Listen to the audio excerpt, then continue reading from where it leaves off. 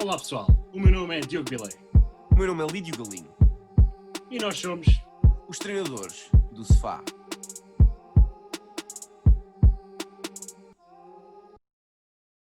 Boas pessoal, sejam bem-vindos ao terceiro episódio do podcast Treinadores do Sofá.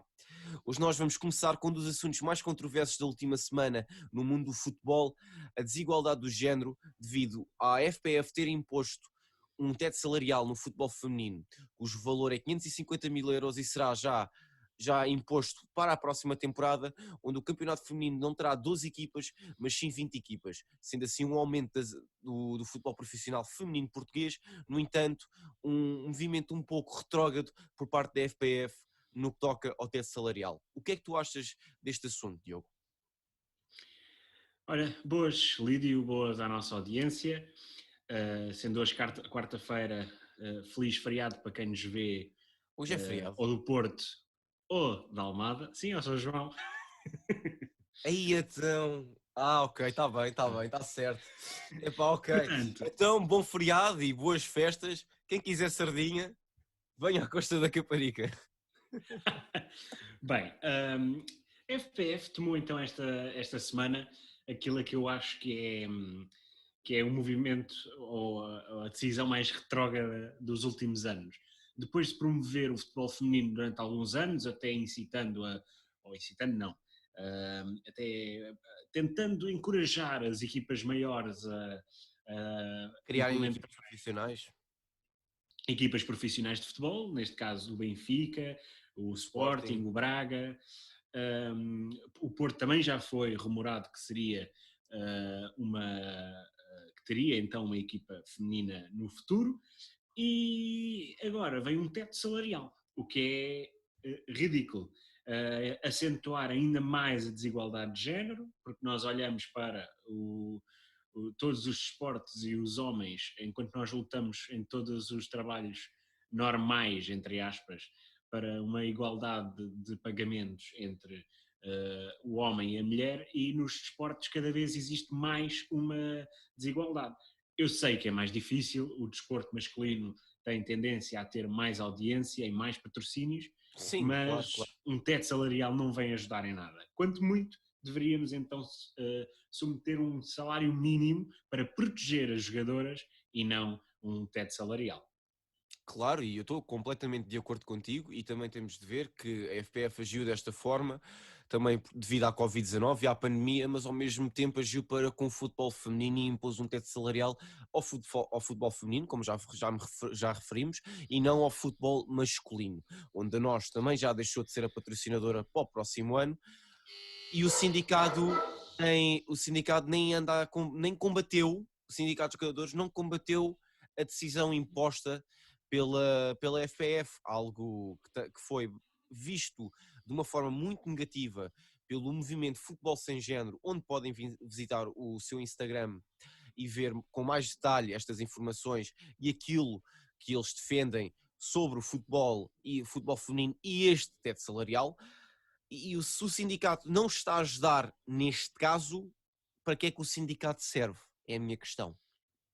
Já, repara, Lídio, nós vimos o sindicato a ter uma excelente posição na criação de Claro, apoios para os claro, futebolistas claro. masculinos durante a pandemia.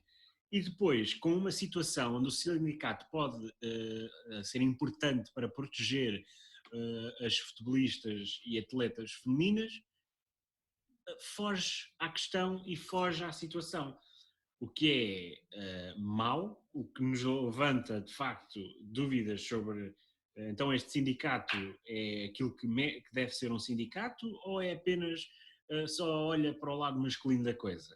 É triste, é mau, é uma coisa que não queríamos ver no desporto português, nem queremos ver na sociedade portuguesa, e é Sim, muito mau, sim, tanto pela parte da sim. FPF como do sindicato. Sim, eu estou de acordo contigo, até porque a FPF, desde que criou o Canal 11, tem promovido o futebol feminino de uma forma muito grande, porque os jogos do futebol feminino passam lá e agora vem com estas decisões. E estas decisões não são umas decisões com, de cabeça fria, porque estão a impor regras ao futebol feminino enquanto deviam impor regras ao futebol total. Se é para salvaguardar um futuro económico, salvaguardem o futebol no geral, não só o futebol feminino. Sim, o futebol em geral tem tido decisões monetárias esquisitas.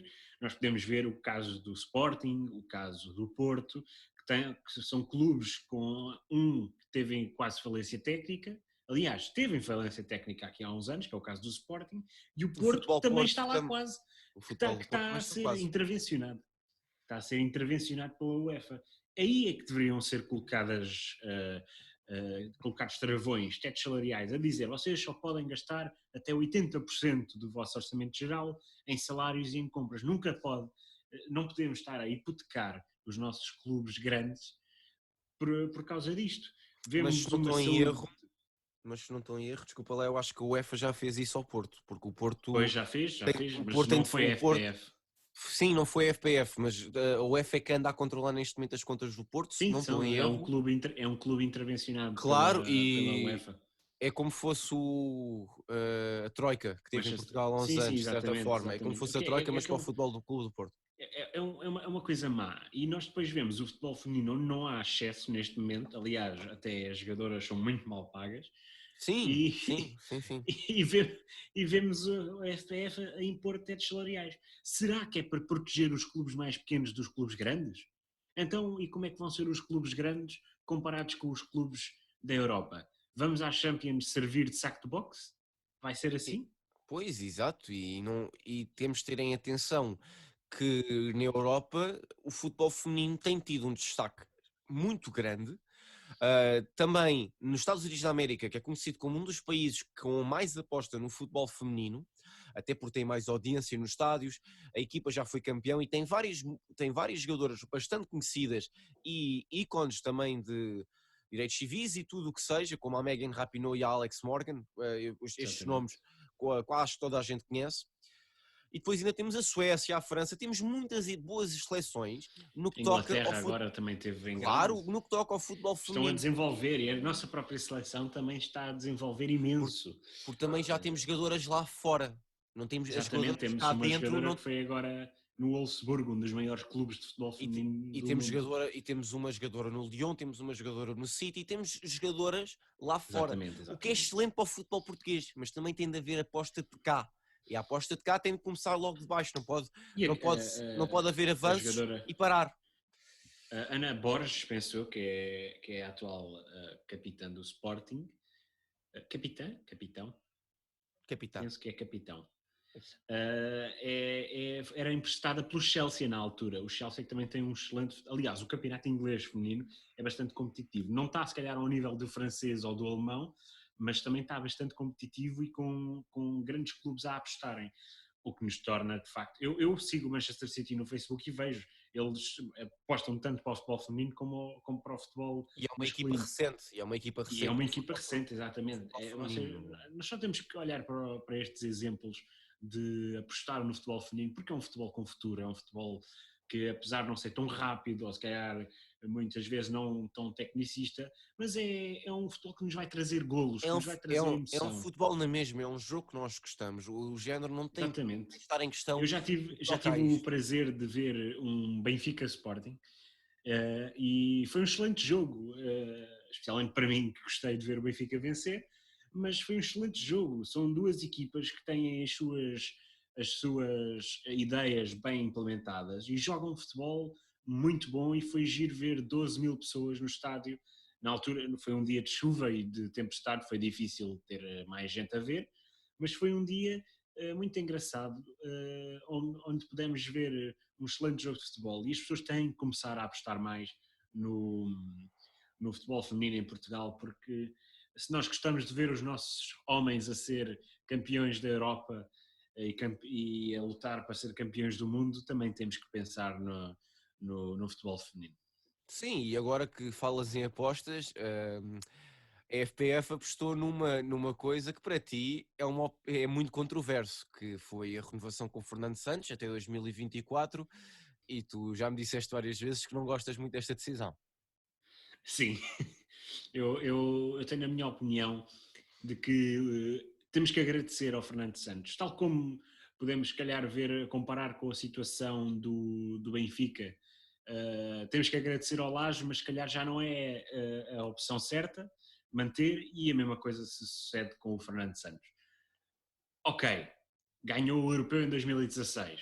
Sim, ganhou a Liga das Nações em 2019, há um ano atrás.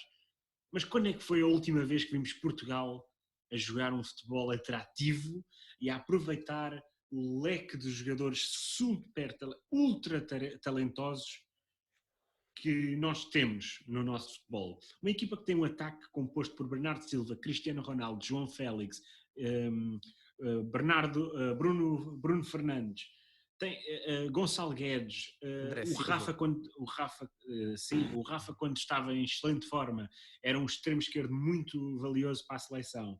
Tens um meio campo composto por Rubén Neves, por Danilo, ainda tens o Moutinho, que já não é tão rápido, mas continua a ter uma classe enorme naquele pé direito. Tens um Pizzi, quando está em excelente forma, é um monstro do meio campo. Tens imensos jogadores com qualidade, o André Gomes, tens o Renato Sanches, tens o William. Eu não sou fã do William, mas eu também não sou muito fã do Pizzi, mas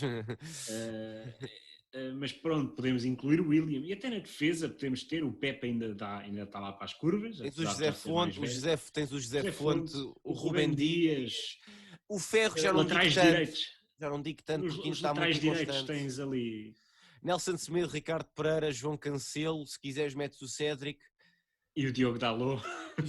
Mas o Diogo Dalot ainda está muito, ainda não tem muitos minutos, ainda está muito verde, exatamente. Ainda tem de rodar muito. Na lateral esquerda tens dois jogadores que eu adoro, que é o Mário Rui e o Rafael Guerreiro, dois jogadores excelentes para aquela posição. E chega a dois, e é a mesma coisa. Eu partilho mais ou menos a mesma opinião que tu tens, porque ao mesmo tempo temos de ver que foi uma decisão segura. Foi uma decisão segura por parte da FPF no que toca a resultados, no que toca a vencer. Apesar de não ter o futebol mais atrativo, o futebol mais dinâmico, o futebol mais técnico, é um futebol com resultados. Querendo sim ou querendo não, temos tido muita sorte no que toca a ganhar este tipo de competições, mas ao mesmo tempo o Fernando Santos fez apostas que outros selecionadores não tinham feito até ao momento.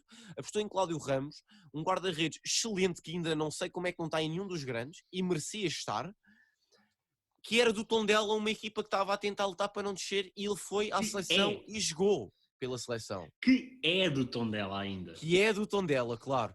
Mas foi apostando em mais jogadores. Nós vimos jogadores que nós não estávamos à espera ver nesta seleção, e ele foi trazendo Gonçalo Paciência, um dos jovens mais promissores no ataque português, e só chegou à seleção no ano passado. Sérgio Oliveira, um dos trincos mais consistentes do futebol português, e só este ano é que teve a oportunidade no Porto de agarrar essa oportunidade. Temos jogadores tão bons que estão cada vez mais a aparecer nesta seleção nacional. Diogo Jota, um jogador que nós não víamos, se calhar com Paulo Bento, mas ele já apareceu, e Diogo Jota é um dos melhores jogadores que Portugal tem neste momento nas alas. Temos de perceber, ok, Fernando Santos não tem o melhor futebol, se calhar para esta equipa era necessário, por exemplo, um Leonardo Jardim, um treinador com futebol que ataque, que defenda e que saiba trocar a bola, um treinador jovem e com mentalidade diferente. E nisso eu estou completamente de acordo. Se calhar não foi a melhor decisão, mas compreendo porque é que a FPF tomou-a. É que o pior, acho que é nós olharmos para... Nós vamos ter, era suposto termos um europeu em 2020, que era quando acabava o contrato do Fernando Santos, mas agora vai passar para 2021. Nós queremos mesmo ter em 2021 o Fernando Santos, em 2022 o Fernando Santos, entretanto temos mais Ligas das Nações aí pelo meio, e ainda vamos ter em 2024, penso eu que será em 2024, o próximo europeu, o europeu seguinte. O Mundial é 2022 no Qatar. Sim, e em 2024 teremos outro europeu com o Fernando Santos. Será que é mesmo, apesar de termos tantas competições pelo meio, competições importantes que Portugal quer ganhar com esta seleção e com os jogadores que vêm aí da próxima geração de ouro, na minha opinião, a geração do meu ano, a geração de 99, onde vamos ter João Félix, Jota, ainda uns mais novos, como por exemplo o Tomás Tavares, o Eduardo Quaresma do Sporting, do Porto, o Tomás Esteves, o Fábio Silva, o Fábio Vieira, jogadores com excelente qualidade e outros jogadores também de outras equipas que estão aí a aparecer. Queremos mesmo continuar com o engenheiro Fernando Santos lá? É mesmo isso que vamos querer para esses anos, tantos anos à frente? Renovar 2 anos, eu compreendia, até 2022, até ao Mundial. Mas será mesmo que até o Europeu de 2024 vai ser a pessoa ideal? Epá, eu não sei se consigo continuar com empates até 2024. Sim, eu concordo contigo. Eu concordo contigo em meio, porque pronto, também percebo o porquê que a FPF tem de fazer e é uma aposta segura. No entanto, sim, não quero ver mais empates, quero vitórias, quero um futebol atrativo, quero um futebol que não se jogue tanto para o Ronaldo, mas que se jogue mais em equipa. Temos um meio campo excelente com o Bruno Fernandes, podemos pôr o Danilo, podemos pôr quem nós quisermos naquele meio campo e aquele meio campo vai jogar bem. Temos uma defesa que joga bem, temos um Mas substituto, o Pirlo português. temos a guarda-redes, um dos suplentes que vai ser titularíssimo nesta seleção, que é o Anthony Lopes. Um guarda-redes excelente. É difícil. Mas também vai mesmo com a conseguir. idade, Também vai mesmo com a conseguir. idade, o Rui Patrício será sempre um dos Claro, titulares, mesmo mas eu não mais digo velho, o porque os contrário. guarda-redes. Sim, mas o Anthony Lopes é um dos guarda-redes mais consistentes na Europa. Exatamente. Ele é titularíssimo no Lyon. E o eu Lyon acho é que uma boa equipa. Eu só o Vamos vi ter uma vez a cometer um erro e foi frente ao Benfica, aquele passe despropositado para o Pizzi marcar aquele Mas golaço. isso acontece com todos. O Rui Patrício também já fez muitos erros e, no entanto, nós não podemos culpar. É o que eu estou a dizer. Acho que só o vi fazer um erro uma vez e, no entanto, ele já foi comparado ao Buffon quando o Lyon foi eliminado pela Juventus uma vez e o António Lopes fez as mesmas defesas que o Buffon num jogo que acabou 0-0 e que foi fenomenal. E quando tu és comparado ao Buffon, para mim o melhor guarda-redes de todos os tempos, é complicado. Sim, e agora falando também em empates e futebol não atrativo, esta semana o Benfica, na última semana o Benfica conseguiu ganhar ao Rio Ave, o Porto empatou. Sim, exatamente. E o Sporting ganhou mais uma vez, com um futebol muito atrativo, com o Jovane outra vez em destaque, um futebol onde o Ruben Amorim está a conseguir cada vez mais potenciar as qualidades dos seus jovens jogadores, o que não se estava à espera. As odds todas estavam contra Ruben Amorim, apostou muito na formação que está no Sporting e conseguiu trazer um futebol outra vez atrativo e com muita garra neste Sporting. Enquanto o Benfica, também vamos incluir aqui o Braga, o Benfica, o Braga e o Porto continuam a ter um futebol muito apático. Sim, o Benfica apresentou alguns momentos de melhoria e conseguiu ter um pouco mais garra na equipa. Acabou por conseguir uma vitória também, ajudado com o facto do Rio Ave ter entrado na partida com o objetivo de lutar MMA e acabou com 2 expulsões. E o Porto continuou com a sua garra, com a sua capacidade de querer mais, sempre, de querer ser campeão, a fazer um jogo em que fez quase tudo para ganhar e acabou por não conseguir vencer e empatar com o último classificado, a pior equipa do campeonato, de longe, que é o Desportivo das Aves, com um guarda-redes, Fábio, fenomenal, a fazer 9 defesas, incluindo um penalti, que levou ao Porto a empatar e seguir então empatado com o Benfica no topo da classificatória. O Braga não conseguiu aproveitar. O Braga empatou com o Famalicão. O Braga não conseguiu aproveitar e o Sporting neste momento está em terceiro lugar. Exatamente. O Ruben Amorim conseguiu ter um Braga com futebol bastante consistente, bastante sólido, sem medo e com a identidade que nós nunca tínhamos visto aquele Braga. Não é culpar o Custódio, porque ele vem com um trabalho muito difícil. O Custódio veio com um trabalho muito difícil para conseguir pegar nesta equipa e conseguir fazer um futebol bom. Esta paragem viu-se que não conseguiu melhorar ou até evoluir o Braga. No entanto, o Braga tem de querer mais. O Braga tem jogadores fenomenais, tem jogadores que provaram que conseguem estar à altura de muito mais. Tem para mim um plantel melhor que o do Sporting. Para mim, na minha opinião. Sim, para mim também tem. Só que o plantel do Sporting ainda tem muito mais potencial, neste momento. Sim, agora, porque antes o plantel do Sporting, para mim era uma lástima, não era um plantel de equipa que quer lutar pelo título, nem muito menos uma equipa que quer lutar por terceiro lugar. Sim, Agora, com a inclusão das jovens promessas, o plantel do Sporting melhorou uns furozinhos e já pode começar a pensar, se calhar para o ano, intrometer-se na luta pelo título. Não teria aspirações que fossem uma ilusão completa. Mas também olhando para como o Porto tem estado, para como o Benfica se apresentou nestes últimos jogos, que é uma autêntica desgraça, acho que é aquele caso para pensar e ver, se calhar com um pouco de sorte e consistência, o Sporting pode se intrometer e interromper os 18, 19 anos sem títulos de campeão. Sim, e seria um prémio aos sportinguistas e todos os adeptos de futebol, porque também já merecem. Já vêm a fazer algumas boas épocas e outras épocas muito decepcionantes e outras sólidas, e também já merecem um título, porque é um clube, não deixa de ser um terceiro, não deixa de ser um grande. E merecem um título até agora, merecem um campeonato, porque já vêm a praticar um bom futebol, apesar de terem tido alguns problemas na estrutura, alguns problemas de moral, alguns problemas, às vezes, próprio profissionalismo e de ética, não destes jogadores, não estou a falar dos jogadores, estou a falar da estrutura em si do Sporting, que tem abalado muito o clube. Este Sporting já merece ser presidente campeão. suicida. Sim, e também temos de ver que as equipas grandes vão ter de aprender com as equipas pequenas neste momento. As equipas pequenas têm menos recursos, tiveram muitos menos recursos na pandemia, tiveram cortes salariais enormes e estão a lutar com garra, estão a lutar com paixão, estão a defender o seu emblema. Enquanto nós vemos que o Benfica, sem cortes salariais, não estão a fazer nada neste momento. Existe problema tanto no Benfica, tanto no Porto, até no próprio Braga.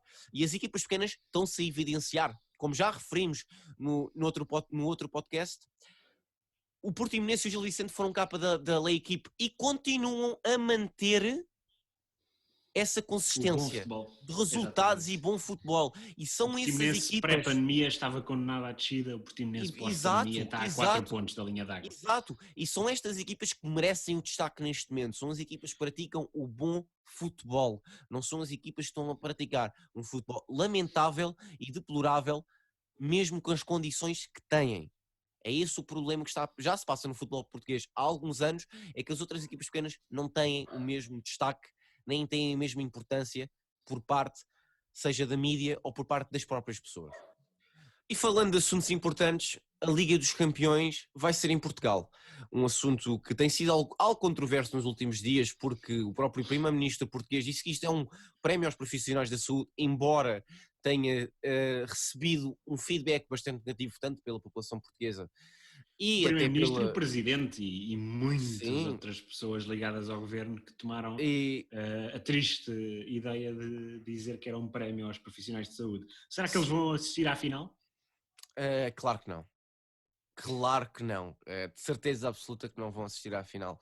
Até porque o que se tem passado em Portugal, os casos têm vindo a subir e tão cedo eu acho que os profissionais da saúde não vão ter umas fériasinhas.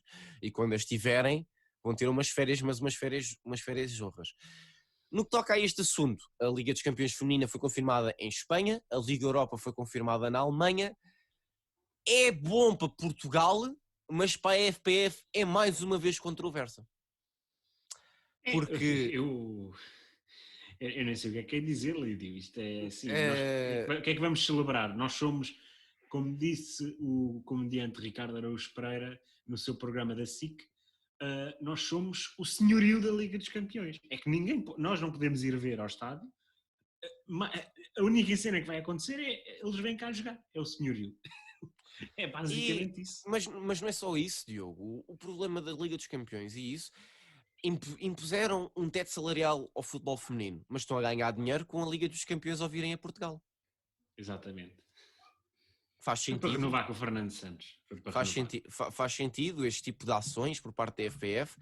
Eu acho que esta semana fica abalada por esta controvérsia toda, porque a FPF não ficou bonita na imagem e estes assuntos têm sido cada vez piores, porque foi uma sucessão de assuntos. Impuseram um teto salarial ao futebol feminino, a Liga dos Campeões vem a Portugal. É esquisito. É... Mas é a nossa realidade. Nós cá estamos completamente sem rumo em relação ao nosso futebol. Mas mais tarde falarei sobre isso. Sim. Sobre outra situação mais tarde. que me deixou chocado em relação É um assunto para daqui... ao desporto. Para daqui a um bocadinho. Daqui a um bocadinho. Para um novo segmento.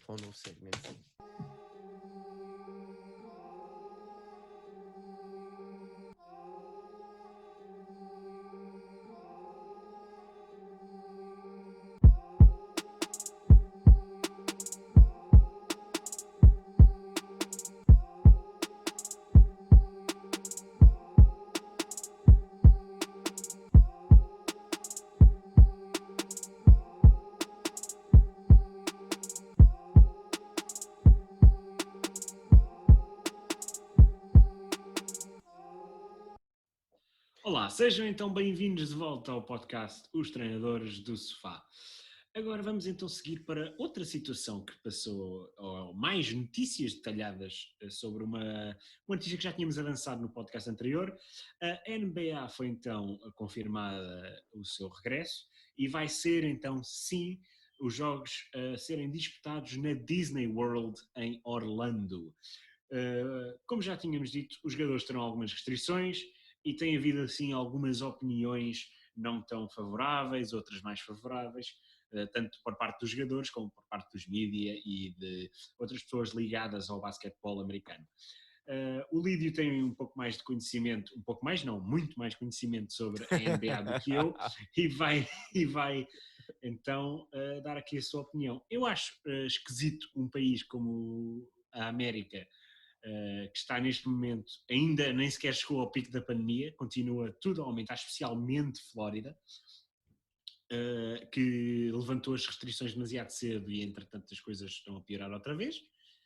Lídio, isto como se costuma dizer em inglês, delusional, é uma autêntica maluqueira, ou isto tem algum fundamento e se calhar até fará sentido para os americanos desanuviarem? Vamos ter de ver isto de várias facetas, não podemos ver este assunto só de uma. Isto é assim, nós somos extremamente fãs de wrestling, certo? E sim, o wrestling está a decorrer dentro da pandemia já há algum tempo. Por isso seria injusto dizer que a NBA não pode...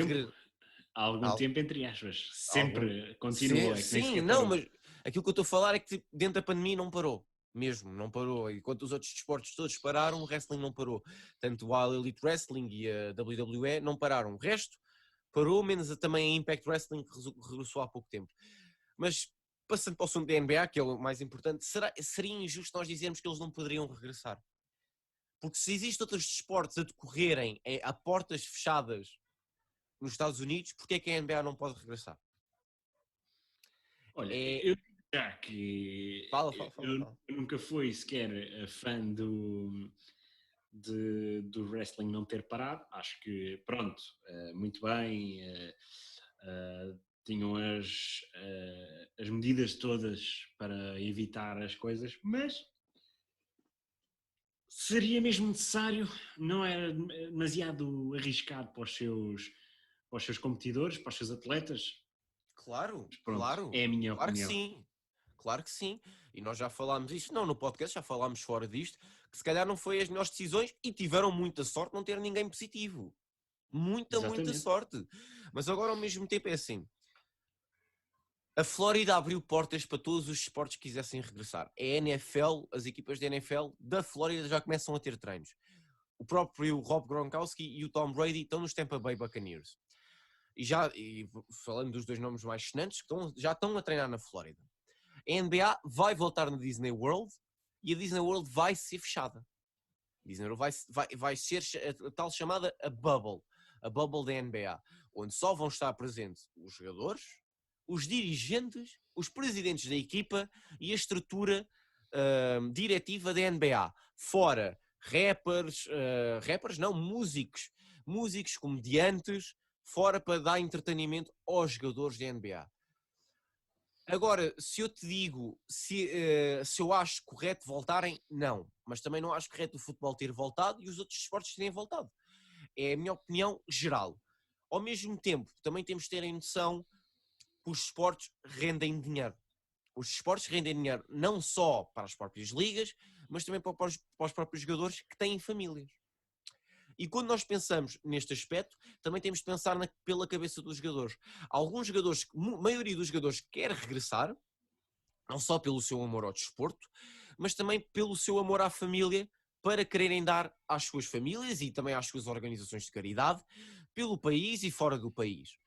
Outros jogadores não querem regressar, jogadores como o Kyrie Irving já questionaram o regresso da Liga, jogadores como o Lou Williams já questionaram o regresso da Liga, jogadores como o Avery Bradley, como o Davis Bertans, como o Trevor Ariza não vão jogar, entre outros, não vão jogar esta temporada porque não querem afetar a sua família nem pelo baixo risco que podem ter, porque não querem ter risco de apanhar o coronavírus nesta liga, nesta Disney Bubble. Jogadores da NBA que agora estão a ser testados mesmo, alguns já foram confirmados que são positivos ao Covid-19. Jogadores como o Nikola Jokic, que está na Sérvia neste momento, é assintomático, mas não pode viajar para os Estados Unidos, visto que ainda tem o Covid-19. Se calhar não é a melhor forma, se calhar deveriam ter esperado ou até mesmo cancelado a Liga este ano. Já tinha acontecido cancelarem a Liga em anos anteriores, as tais chamadas lockdown, que anteriormente tinha sido por disputas para com a própria NBA. Se calhar não é a melhor forma, e também pelo aquilo que se tem passado nos Estados Unidos, não só com a Covid-19, mas também com a Black Lives Matter. A maioria dos jogadores que participam na NBA são afro-americanos, e muitos estão a lutar com a luta contra o racismo dentro dos Estados Unidos da América. Muitos já questionaram se esta será a plataforma correta para expor e as suas opiniões, se o símbolo da Black Lives Matter poderá estar exposto em grande no recinto, no corte da NBA, se vão ter também nas camisolas alusórios à Black Lives Matter e se vão poder expressar as suas opiniões. Como também já vimos na Premier League, os nomes dos jogadores não estão atrás das camisolas, está assim Black Lives Matter. Já questionaram várias vezes se esta é a atitude correta pelo aquilo que se tem passado nos Estados Unidos. Eu acho que não deveria ter regressado, mas vai regressar independentemente daquilo que nós queremos. Não é com 30 equipas, é com 22, no entanto o risco vai estar lá na mesma. Podem ser assintomáticos e ao mesmo tempo contagiar as pessoas.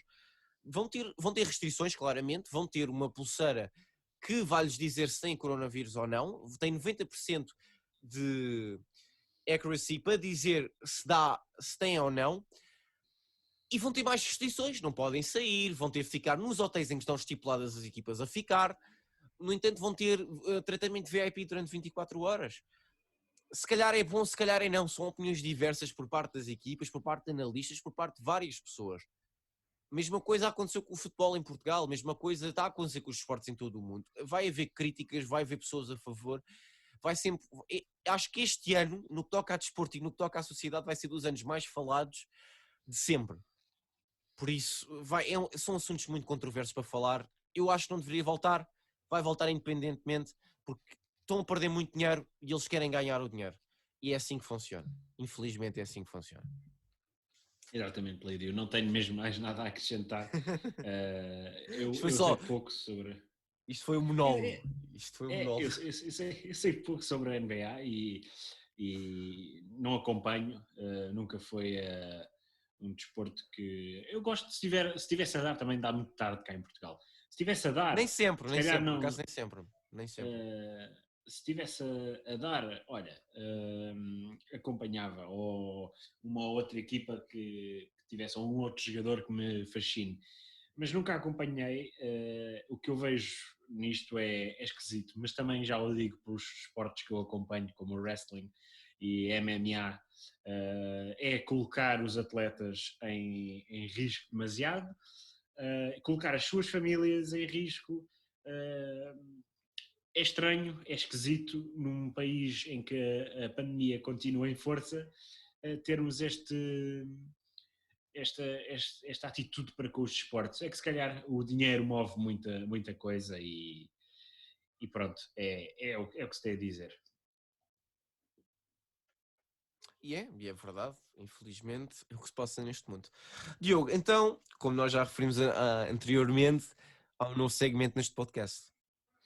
Exatamente, há então um novo segmento que vai ser tratado como os ups and downs da semana. Tirámos isto aqui do canal What Culture Wrestling.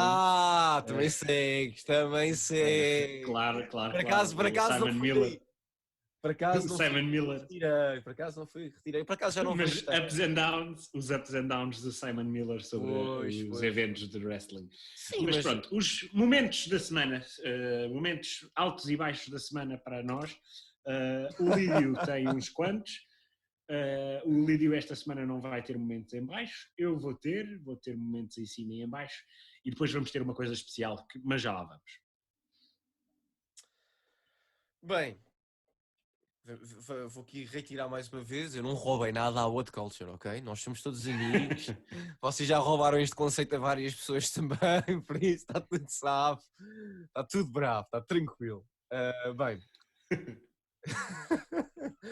os meus momentos altos esta semana nem são bem momentos altos, são os momentos que destacaram-se mais esta semana, porque esta semana também não se passou. Pela positiva. Sim, pela positiva. Também não existiu assim notícias, uau, epá, isto aconteceu, a não ser o futebol foi muito controverso. Epá, o meu primeiro momento foi porque eu vi a debut dele, foi do Matt Riddle. Debut do Matt Riddle excelente, logo contra o AJ Styles. Porra, por amor de Deus, isto é excelente, ver o Matt Riddle contra o AJ Styles, dois estilos completamente diferentes. Matt Riddle, para quem conhece por Matthew Riddle, um ex-lutador do UFC, acho que, se eu não estou em erro, ele ganhou o Ultimate Fighter, não foi? Foi. Acho que sim. Não, mas acho que chegou longe. Não? Mas Não? ele teve muito bem, tem um dos KOs mais assustadores Pois é. do Ultimate Fighter, em que É. o seu adversário ficou a gemer de dor e teve que ir para o hospital sem saber onde é que estava. Sim. Talvez dos KOs mais assustadores de sempre do Mixed Martial Art e convém as pessoas irem ver porque é de facto espetacular. E foi uma debut incrível para o Matt Riddle, não se podia ter estreado da melhor forma. Ou, para já, ter derrotado um ex-campeão da WWE, o que teve no main event da WrestleMania este ano, contra o Undertaker. Na primeira noite, exatamente. Mas é a main event na mesma, não deixa de ser main event. E é o atual campeão intercontinental.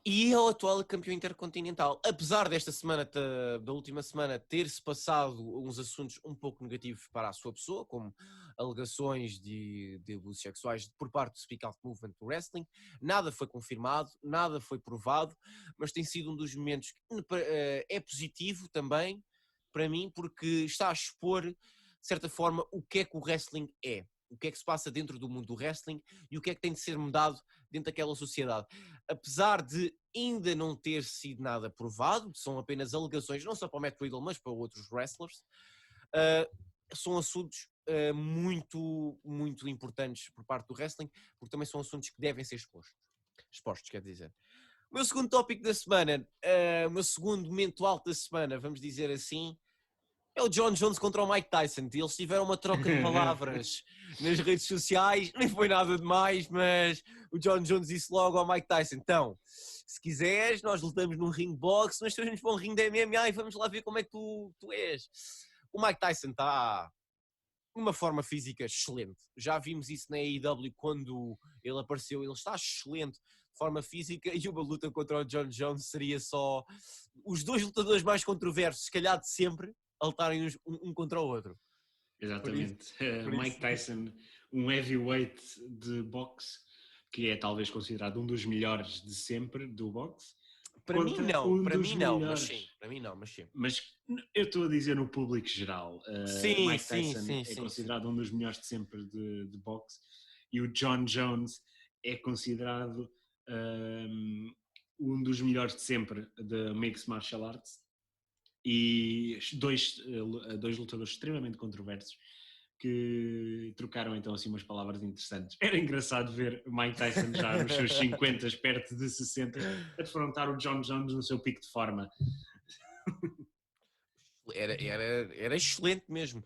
O meu terceiro up, desculpa Simon Miller, É a Liga Mel Surf regressa. A Liga Mel Surf, como todos nós conhecemos, o surf é um desporto bastante apetecível em Portugal, não só o surf, como o bodyboard, tendo aqui na Costa da Caparica vários bodyboarders já conhecidos, como o Pinheiro, que já participou no Mundial de Bodyboard, mas não estamos a falar de bodyboard, estamos a falar de surf. O surf vai regressar em Portugal.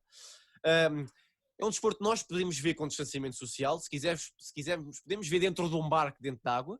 Se quisermos, podemos ver dentro de uma praia, todos com distância social entre uns e os outros. E é um desporto que é bom, é o ar livre, é um desporto que é radical, é um desporto que quem gosta de ondas, vejam, que vai ser bom. Vamos ter em Portugal bastante variedade no que toca ao desporto, com o surf e o futebol neste momento a decorrer. O meu quarto momento alto desta semana, eu sei que tu vais falar também sobre isto, mas não é uma das lutas que tu mais gostas da UFC, que é os flyweight, não é? Exatamente. Para mim vai ser o Benavidez contra o Figueiredo numa Fight Night, na Fight Island, que vai ser pelo título flyweight, que neste momento está vacant, não tem campeão, e vai ser então Figueiredo contra Benavidez. Uma luta que eu acho que vai ser muito boa, até porque o Benavidez é um bom lutador e o Figueiredo também. Figueiredo com um recorde 18 contra 1 contra Benavidez, com um recorde de 28 contra 6. Benavidez, um lutador bastante experiente. E vamos ver como é que vai ser esta luta. Diogo, desculpa lá por ter aqui ocupado algum tempo. Quais é que são os teus momentos altos? Eu tenho 3 momentos interessantes nesta semana, altos, que são então, o primeiro, Julian Weigl, o jogador do Benfica, finalmente mostrou o seu potencial, ainda não está lá, mas começou a espalhar classe no jogo frente ao Rio Ave, sendo um jogador extremamente importante, tanto na primeira parte como na segunda, foi considerado o melhor em campo e marcou o golo da vitória aos 86 minutos, sendo o seu primeiro golo de cabeça. Apesar de ser um jogador alto, nunca tinha feito um golo de cabeça. O segundo é, lá está, Fight Night, com o regresso de Dustin Poirier, o lutador que teve a lutar pelo título frente a Khabib Nurmagomedov, e uma luta que deveria estar numa main card do UFC, que é Whittaker versus Steele no Welterweight Division. Não, Middleweight. Mas eles são os dois welterweight, olha que estranho. Mas é um combate por middleweight. Eu acho que este é um dos combates com implicações ao título do Adesanya. Olha que estranho. É para verem se calhar vão lutar no seu peso normal, como Conor McGregor quando luta em welterweight. Pronto, middleweight. São dois lutadores com excelente capacidade. O Till tem das melhores entradas de sempre do UFC. Sweet Caroline, na sua cidade natal de Liverpool. Vão ver no YouTube, que é espetacular. E Robert Whittaker é um grande lutador. São duas lutas interessantes, o regresso de Poirier e Whittaker vs Steele, para a Fight Island, que pode trazer assim alguma audiência para as Fight Nights. A terceira é o regresso da Premier League. Finalmente regressou, o Liverpool falhou o título na primeira jornada num excelente jogo. Num excelente jogo frente ao Everton. O Everton não ganha aquele jogo por azar, por muito azar.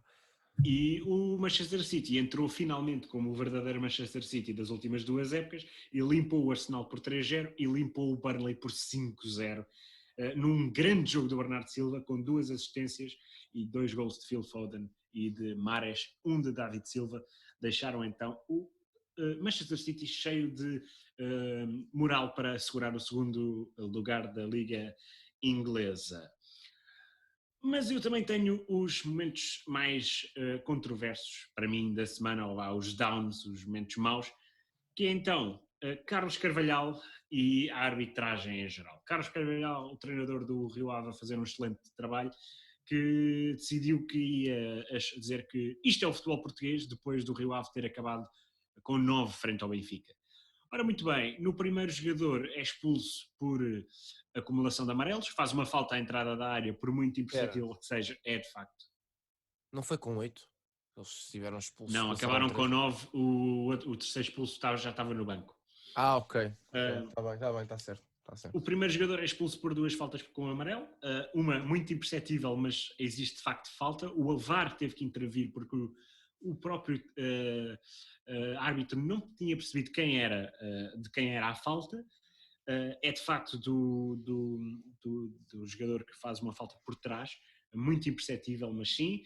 E depois o segundo amarelo é então a parar um contra-ataque do Rafa e nada a apontar, é expulso. De seguida, o Nuno Santos, que infelizmente foi acusado de pouco profissionalismo, teve então uma entrada muito perigosa sobre o Pizzi, acertando com os pitons altos no ombro. Felizmente o Pizzi saiu sem qualquer tipo de lesão. O Nuno Santos pediu desculpa, acabou expulso por vermelho direto por intervenção do VAR e bem. O Carlos Carvalhal reclamou disto, mas eu não consigo perceber como é que um treinador, depois de ver estas situações, de ver que são amarelos normais e vermelhos consequentes também, é como mesmo assim reclamar. O seu terceiro jogador expulso foi um jogador que disse que o árbitro iria ter o dinheiro na conta a seguir ao jogo. É assim, eu sei que hoje em dia o futebol está cheio de gatunos, mas dirigir-se assim ao árbitro é vermelho direto, e mesmo assim ficaram muitos cartões por dar no jogo porque esteve recheado de faltas. E a arbitragem em geral, porque na Vila das Aves o Futebol do Porto tem um penalti fantasma, que toda a gente, analistas desportivos, até mesmo comentadores afetos ao Futebol do Porto, o disseram. É um penalti fantasma que não se consegue compreender porque é que é assinalado pelo árbitro Carlos Chitra e porque é que o VAR ainda corrobora a situação sem sequer mandar o árbitro ir ver. Triste, continuamos com arbitragens fracas para ambos os lados, a beneficiar o Benfica, a beneficiar o Porto, a prejudicá-los, a prejudicar todos os clubes, especialmente os clubes mais pequenos. Não se consegue compreender como é que a incompetência na arbitragem em Portugal continua a este ritmo. Lídio, E concordo contigo. Agora, já estamos no final do podcast. Sim, e antes das recomendações, vamos ter que dizer uma coisa. Vamos ter um vídeo especial este fim de semana. Pois é, um vídeo bastante especial, depois do momento que aconteceu esta semana, mas que apenas será revelado nas stories, porque é uma surpresa para todos. Sim, um momento muito especial nós não queríamos falar de wrestling muito esta semana, mas vai ser de facto ligado a wrestling. Espero que toda a gente veja, porque mesmo que não sejam fãs, é um acontecimento importante. É uma homenagem. É uma homenagem que marca toda a gente, os mais jovens, os pessoal que vê wrestling e via wrestling na sua infância. E via, porque isto toca a todos, até gente já com alguma idade. Vai ser importante porque houve uma notícia muito triste e feliz, porque aconteceu então uma coisa importante. Vamos então partir para as recomendações da semana. Mas vamos deixar as pessoas a esperar em suspense. Exatamente. Quais é que são as tuas quais é que são as tuas recomendações da semana, Diogo? Hoje só tenho uma recomendação. Um filme já antigo, penso em 2005, 2006, com o ator Elijah Wood, o Frodo Baggins dos Senhor dos Anéis, em que ele é um jovem estudante de jornalismo que tem alguns mal-entendidos na sua faculdade e é expulso e acaba por ir passar uma temporada à Inglaterra, onde passa na casa da sua irmã e acaba por se juntar à Green Street Hooligans, que é a firma de adeptos ferranhos do West Ham United, e é um filme muito interessante sobre os hooligans no futebol inglês, que quem quiser de facto ver e conhecer mais, eu recomendo, porque tem excelentes atuações, excelentes momentos e é bastante um filme violento, um filme bastante real sobre o que realmente é as claques radicais do futebol inglês e porque é que foram proibidas, e é bastante interessante também, seguindo o clube com muita história e uma firma muito temida por toda a Inglaterra, que é o West Ham United de Londres. Lídio, a tua recomendação da semana? A minha recomendação da semana vem por parte da Netflix e é um documentário sobre um dos meus jogadores favoritos de sempre, Vince Carter, que literalmente mudou a mentalidade esportiva do Canadá. O Canadá antigamente era conhecido como um país de esportes de inverno, como o hóquei e outros esportes de inverno, E desde que os Toronto Raptors foram fundados, apesar de ter havido outra equipa, que era os Vancouver Grizzlies, não tiveram um impacto como os Toronto Raptors até hoje em dia têm. Vince Carter mudou completamente o que era o basquetebol em Toronto, o que era o basquetebol no Canadá. Este documentário é um documentário emocionante porque conta os ups e os downs do Vince Carter em Toronto e durante a sua carreira, mas também conta como é que ele conseguiu mudar a mentalidade dos canadianos, das crianças canadianas que queriam jogar basquetebol. Jogadores como Andrew Wiggins, jogadores como o Kevin Durant, não é canadiano, é americano, mas que adorava ver Vince Carter a jogar e que adorava os Toronto Raptors, jogadores como o Tristan Thompson. Hoje em dia temos cada vez mais jogadores canadianos na NBA e todos dizem que é por parte de Vince Carter, é tudo por parte do que ele fez no Canadá e pelos Toronto Raptors. Um documentário emocionante, um comentário incrível e vejam. Lídio, então nós despedimos-nos, não por esta semana, porque vamos ter então um vídeo especial, Claro. mas despedimos-nos por agora da nossa audiência. Muito obrigado por estarem desse lado, por todo o apoio que têm dado nos últimos 2 episódios, ou nos primeiros 2 episódios neste caso. Eu e o Lídio agradecemos imenso, nós estamos a adorar fazer este podcast, obriga-nos a ver mais desporto, obriga-nos a fazer mais pesquisa, obriga-nos a ser mais profissionais nas nossas coisas. Não se esqueçam então de seguir o podcast Os Treinadores do Sofá no Instagram, no Facebook, onde já contamos com muitos gostos. Não se esqueçam de partilhar com os vossos amigos o podcast, quem gosta de desporto, e não se esqueçam de visitar as nossas redes sociais, Diogo Bilé, tanto no Facebook como no Instagram, Lídio From the Cliff no Instagram, Lídio Alexandre no Facebook e os nossos canais do YouTube originais, é onde eu já passei os 100 subscritores e o Lídio já tem imensas visualizações nas suas músicas From the Cliff. Lídio, nós despedimos então. Exato, e não se esqueçam, fiquem no sofá, porque nós somos os treinadores do sofá.